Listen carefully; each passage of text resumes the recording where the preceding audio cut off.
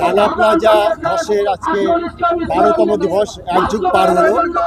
এই এক যুগ পার হওয়ার পরেও শ্রমিকদের অধিকার, যেটি আন্তর্জাতিক পর্যায়ে যে শ্রম অধিকার আছে, সেটি আমরা এখনো সেটি পুরোপুরি বাস্তবায়ন করতে পারি না। রানা প্লাজার যে ঘটনা সারা বিশ্বকে দেখিয়ে দিয়েছে যে বাংলাদেশে শ্রম অধিকার সেটা মানা হয়নি, এবং সেটার কারণে যে ঘটনাগুলো ঘটেছে সেটি হলো রানা প্লাজা এই যে বিল্ডিংটা, এখানে শুধু যিনি এটার মালিক তিনি না, এখানে তাকে যারা অনুমতি দিয়েছে এবং এখানে যে সরকারি যে দপ্তরগুলো আছে সবার নেগলিজেন্স ছিল।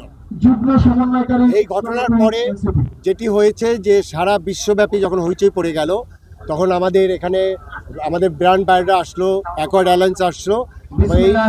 এই মধ্যে যেটা হয়েছে যে আমাদের এই ফ্যাক্টরিগুলো, বিশেষ করে আরএমজি ফ্যাক্টরি, এটি একটা কমপ্লায়েন্সের মধ্যে আসছে। কিন্তু যে মৃত্যুগুলো হয়েছে সেই মৃত্যুর যেটি আছে, আমি আজকে সকালে জোরাইন কবরস্থানে গেলাম, সেখানে অজ্ঞাতনামা অনেকে ওখানে দাপন হয়েছে, প্রায় 250-এর মতো, ওখানে 251টি লাশ আছে। আমরা সরকারের পক্ষ থেকে এই প্রথম আমি সকালবেলা সেখানে পুষ্পস্তবক অর্পণ করেছি, সেখানে অনেক নেতৃবৃন্দ ছিলেন, তাদের কথা শুনেছি। এবং আজকে আমার মনে হয় সরকারের পক্ষ থেকে এই প্রথমবার এখানে এসেছি। আমরা এখানে আসার পরে আমরা যেটা করেছি যে আজকে সরকারিভাবে আমরা এই দাবিগুলোকে এন্ডোর্স করছি। এর পাশাপাশি যেটি আছে সেটি হলো যে এখানে অনেকগুলো সংগঠন এখানে এসেছে। আমরা আগামী বছর যেটা দেখতে চাই, সরকারের ব্যানারে আমরা শ্রমিকের অধিকার নিয়ে সমস্ত লিডাররা কথা বলবে। এখানে এই মুহূর্তে যেটি সবচেয়ে ইম্পর্টেন্ট সেটি হলো এটার বিচার হওয়া। সেই বিচারটা 12 বছরে হয়নি।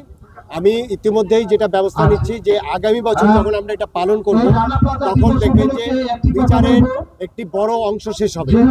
এর বাইরে যেটি আছে যে আহত শ্রমিকরা আছে, তাদের যেটি আছে পুনর্বাসনের কথা, সেটা পুনর্বাসনের জন্য কি কি করা যায়, আমাদের একটি ট্রাস্ট ফান্ড আছে, সেখানে তাদের চিকিৎসার দরকার, এগুলো কিভাবে করা যায় সেই বিষয়টা আমরা।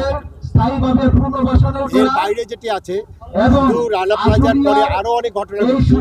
এই ঘটনাগুলো যাতে পুরোপুরি বন্ধ হয়, এই কারণে আপনারা জানেন শ্রম সংস্কার কমিশন সহ সবাই কাজ করছে। এবং এরপরে যেটি হবে যে শ্রমিকরা অন্তত বলতে পারবে যে সরকার এবং শ্রমিক এবং মালিক আমরা একসাথে কাজ করছি শোভন কর্মপরিবেশ আনার জন্য।